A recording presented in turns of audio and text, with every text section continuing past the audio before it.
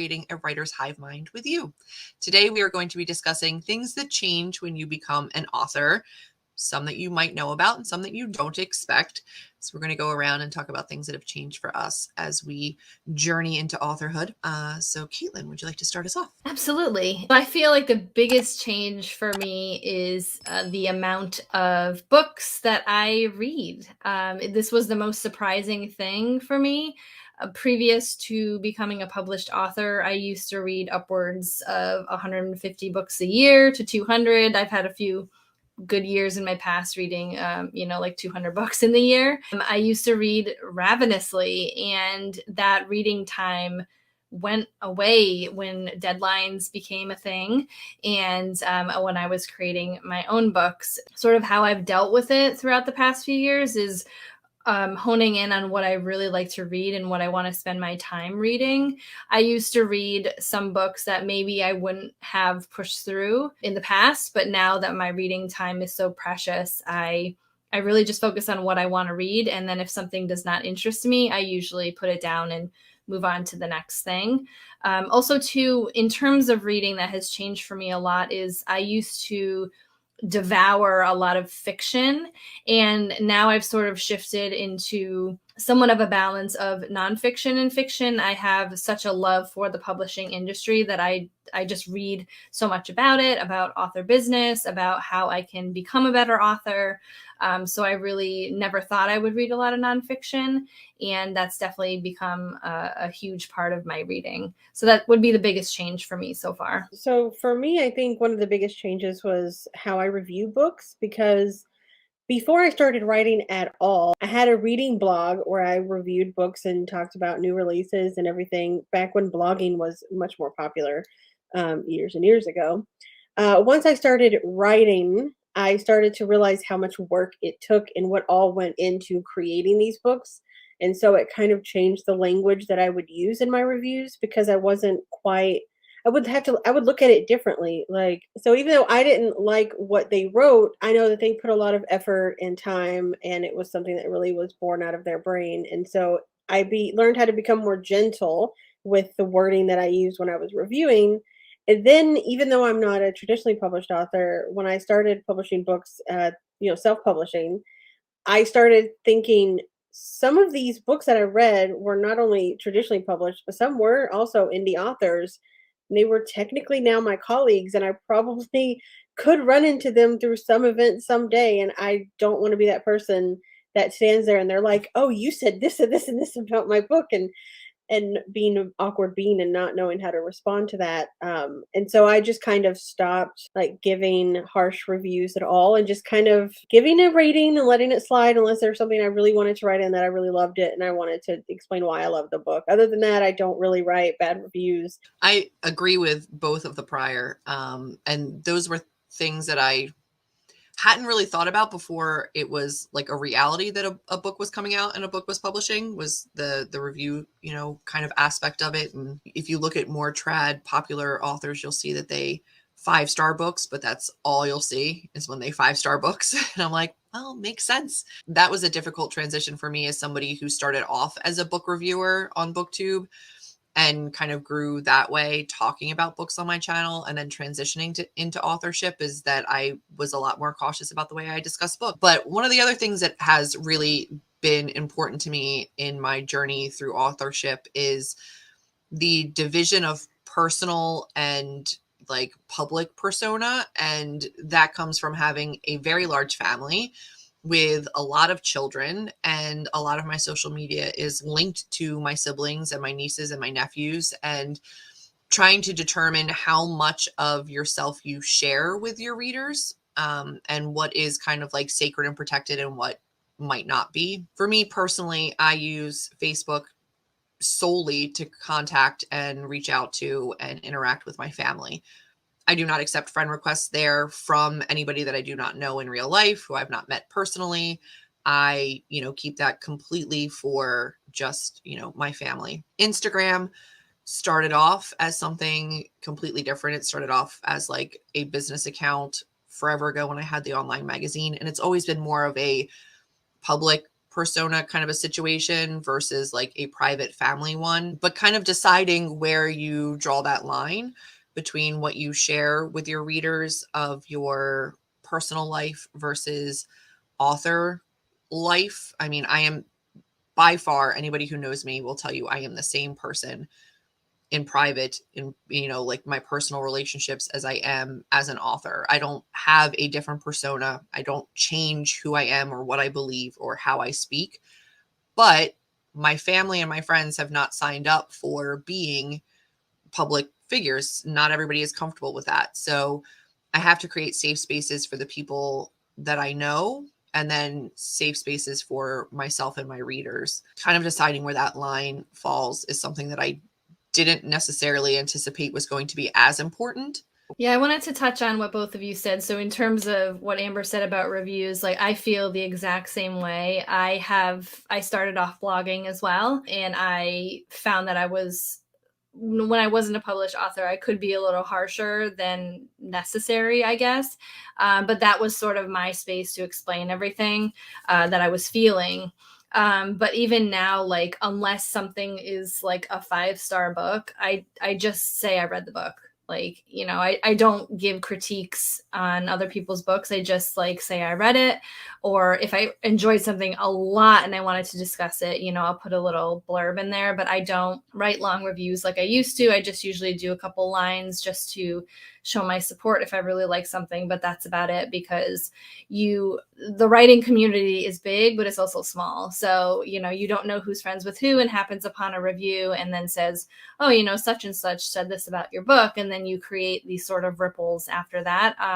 I don't think a bad review is really worth, like, just saying your opinion is really worth having it affect your career in that sense. I'm not here to police anything, but if you do want to have a successful and sort of drama-free career, it's very important to just think about things before you put them out publicly. In terms of, Julie, what you were saying about creating that persona, that's something that I definitely have honed throughout the years. And I think I feel like a little more of like a recluse at this point, like sort of really separating myself out, because as authors, which is sort of a public figure, and with the advent of, you know, DMs and all of that, and just being on social media, people may think that they have access to you just because you are on the same platform as they are.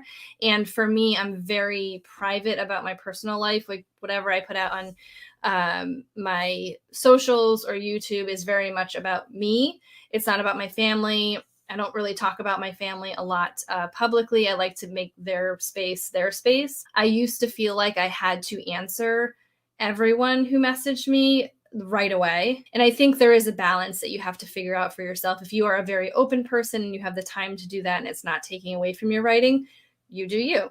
But me, I have a full-time job and, you know, take care of my family and everything. So I have a very small amount of time to be able to talk to people and, you know, do things outside of what I'm able to, which is why I have a newsletter. And that's where you sort of get all of the behind the scenes information about me. So definitely don't feel pressure with being available to everyone, because if you do follow a lot of authors, as I do, I always see authors going in and out of like social media breaks.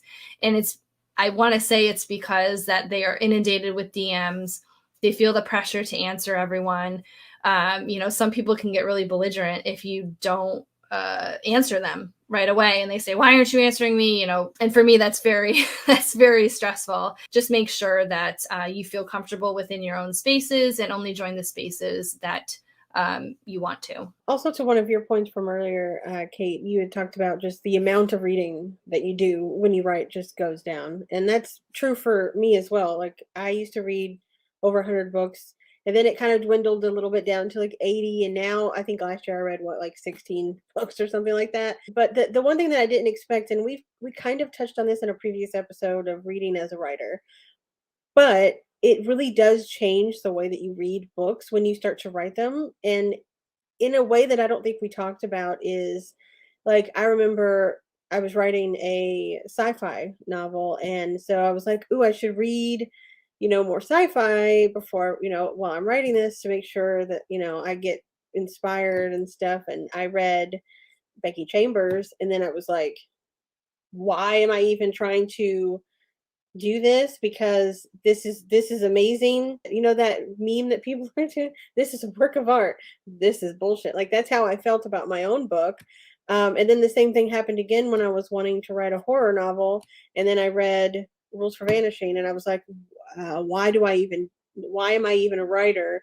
And I know Julia's had this happen to her with a few books, and I've had to talk her down, but it happened to me too. You'll never get back that free reading, never thinking about what went into writing the book, because once you start writing, you read differently. The idea of the creative well, which we've discussed a lot of different times here on the channel, is you do have a limited well. You have to protect your writing time, you have to protect your creativity and your energy. So things that you give up a little bit easier when you're a writer are maybe toxic friendships or toxic relationships, or things that are going to keep you from being able to do what you need to do. One of the things that I kind of really hadn't thought about too much, but is now very much at the forefront of my mind as different things kind of come out or reviews start coming out, is that I can no longer like casually use Goodreads without running into people that are reviewing my book. I can't casually enjoy BookTube or different circles that I used to frequent anymore as an author, because I want to be very respectful of that line between reader and author and respecting reviewer spaces.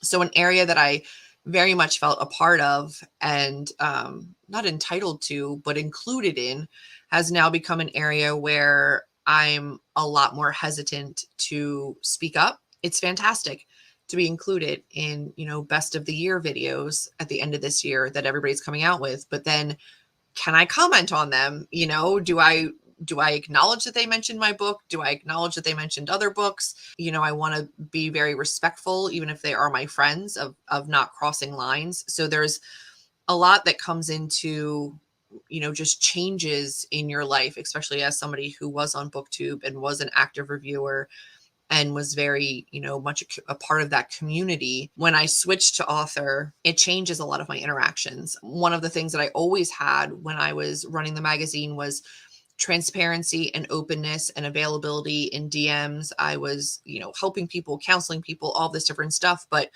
now I'm very aware of what's left behind in a DM chain, or what could be screenshot, or what I'm saying in interviews or here on videos. A lot of my content that used to live on YouTube has gone private, because I used to do a whole series where I got on with friends and we drunk reviewed books, or we had drunk book club conversations, a lot more casual about my, discussions and my words on YouTube, because what real consequence did they have? As an author or as somebody who wants a career in writing, your words have consequence. With the creation of the internet and social media, they live forever. So you're a lot more aware of your presence. Who you are now as a person can directly correlate to your success in a career that you love. And it definitely changes a lot of the way that I interact and connect with the communities that I used to be a part of. And a part of me really mourns that and really misses that. I miss being able to read the way I used to read and be a part of that community. I can't, be an active part of BookTube anymore because I'm not reading as much anymore. But also, do I still belong in that reviewer space? So there's a lot that has to shift, and I don't regret any of that, because this is the career I want and this is the path that I've chosen. But it does come with certain things that I have to kind of miss out on, now. And that can be difficult unless you're fully committed to the path that you're on. It can be difficult to kind of lose some other parts of yourself. So I'd like to ask a question. How has it changed with you publishing books and family and personal interactions as a whole? For the most part, it's been really positive. I think that my family in general has been supportive of my writing. I think they're a lot more supportive of it now that I've been published in a way that for them seems kind of like more valid. But it definitely creates some interesting conversations around the holidays when you write spicy scenes and your grandparents and parents have read said spicy scenes. I didn't get anybody saying, well, you're my cousin, so I get the book for free. Or, they were very respectful of that. For anybody outside of the publishing and writing worlds, don't understand how long it takes to create a book and publish a book. So they're like, well, I need book 2 right now. So can you like maybe send that to me? And I'm like, no, I can't. It's not ready. But yeah, in terms of that, it's been fine. And I used to be, like I said, somebody that was on the internet. So whether it was the online magazine or blogging, etc., the lines and the personal boundaries of what gets shared of my personal life with my business life has always been set and has been established, and any kind of conflict that was there in the beginning is long since over. So for the most part, it's been incredibly supportive and really positive, and everybody's just excited for me, which I appreciate. Christmas morning breakfast was full of people who had brought their books for me to sign personally, because I hadn't seen a whole bunch of them in person, very recently. So, I mean, it's cute. It's very cute. I know I haven't published a book recently, but I have a weird fear of anyone knowing that I've published any books. I don't tell a lot of people that I have books, out there. And I hate when you tell the wrong person and then they start telling people, and it's cute because they're proud of you, but then you're like, no, shh, shh. Especially like, I work a corporate job, and my boss, the only reason I told my boss was because his wife is a writer. And I was like, oh yeah, I write too. And I have a couple of books, and now he tells everybody, and I'm like, shh. Because you don't know necessarily if like you don't, it might not be the right genre. It might not be the right, maybe there's somebody that likes only a certain kind of book and yours is very much not that. Like maybe it's spicy and they don't read spicy books or something like that. And I am very closed mouth about it. Even with family, there's a lot of my family that doesn't know that I have anything ever has been out there. But the ones that do know, I have actually gotten the like, well, can you send me your book? And I'm like, no, you can buy it. I'm not sending it to you because I'm not going to go and buy, 100 author copies and lose money just, so that people won't feel left out. But they quit asking after a while. And I haven't published anything in so long that I don't really have to deal with that anymore. It's just when people say, Amber writes, I'm like, shh, I don't want to talk about it. Over the years, I've had a lot of these personal things, which is why I mentioned it, because I wanted to like sort of commiserate in a sense, because they have not all been very positive. And Julie, you are very positive about your experiences, so I'll go on the other side where it's not always positive. I have had that free book expectation. It's family and friends alike, where I sort of had to say like, oh, I don't give any free copies away. The only free copies I give are to my beta readers, CPs, my grandmother. Most of the time, my mom beta reads my book. I would give her it anyway for free because she has sort of like created this love of writing and reading for me. But I usually don't. And I think over the years, they've lost that expectation. As you said, Amber, like once you say no a few times and maybe explain how kind of rude it is to do that. And it's like, if you want to support me, buy my book. That's the way you can support my writing career. I've had many conversations. My parents or whatever will be like, oh, Kate writes, as you said, Amber. And then they have all of these questions that are very strange. It's different when you're not in the publishing industry. Some can have expectations of you telling them how much you make off your books and, asking about publishers and things like that. And it's like, well, that's a little much. Would you ask your dentist how much they make? Probably not. So it's a little strange. And also I'm very introverted and absolutely not quick on my feet. I will have a really good retort for you like 3 days later, but like not in the moment. So I really don't appreciate a lot of like intrusive questions in that aspect. So over the years, I have a backlog of things to say when people ask me questions, or ask me to like write a book about, their dog who passed away years ago. Like it's so sad that they've asked me about that. So it's so sad. in that part of it, because you want to be like polite, but also too it's just like very strange. You know, if you have trouble with that, if you have people in your life asking you questions, I think it's good to have like an arsenal of comebacks right away, not necessarily rude. I think it's probably anyone in sort of creative uh backgrounds or creative careers that people, it's not really public knowledge about what happens behind the scenes, so it's maybe a curiosity thing, but also to like, you know, it's kind of awkward for the person you're asking as well. So that's my experiences with the personal questions. What's funny is I actually not that long ago had a sort of family member walk in and say, "You should write a book about my life." And I was like, "You should write a book about your own life. I'm not writing a book about your life." But I've also had people say, "Ooh, you know what you should write? I had a dream about this, this, this, this." And I'm like, I don't, that's not what I write. Sorry. It'll be some random, like, I had a dream about this detective that went into outer space. And I'm like, I'm not writing that. Write your, if you want to write, you know? And then I've had a friend that I guess when I first started writing, she was like, well, if Amber can do it, anybody could do it. That was kind of like an insulty thing. And so she tried to write like a couple of chapters and send it to me. And it was awful. And I said, first, you need to just learn how books are written. You need to learn how they're formatted. Read a book, just open a book and look at it, and then get back with me. I'm not reading this. It's all one big paragraph, and it's 2, 3 chapters. She never got back to me. So, you know, that was 10, 12 years ago. She's never gotten back to me. But I get those weird questions all the time, like, "How many books have you sold? How can I sell books? Like, where can I go?" And I'm like, "There's this beautiful thing called Google. I'm not your Google. You can look it up. I'm sorry. I don't have time.